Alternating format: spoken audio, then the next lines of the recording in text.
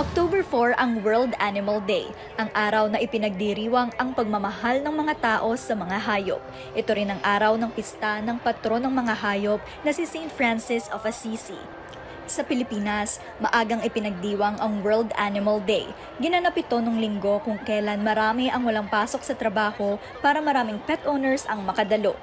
Mahigit 100 alagang hayop ang dumalo sa selebrasyon ng World Animal Day dito sa Pasay City. Inorganisa ng Philippine Animal Welfare Society o PAWS ang selebrasyon kung saan malayang nakapaglaro ang mga alagang hayop.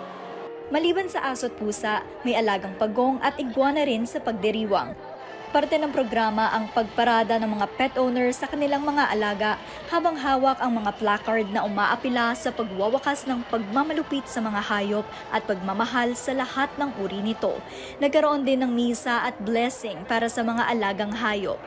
Nangako naman ng mga pet owners sa kanilang mga alaga na poproteksyonan nila ang mga ito at hindi pababayaan. Pinaalalahanan ng PAWS ang mga pet owner na maging responsable, mapagmahal at irespeto ang mga hayop. It makes us better humans when we share the world with animals kasi we learn some of the best attributes from them like living life in the moment, being forgiving, and being loyal. Excited ang ilang pet owners dahil first time nilang dadalo sa selebrasyon ng World Animal Day. Maging ang aktor na si John Arcilla ay pumunta kasama ang alagang aso.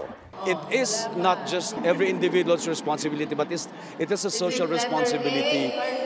If we don't know how to take good care of dogs, at least we don't harm them, or at least support the welfare's organizations who takes care of stray dogs and dogs who don't have families.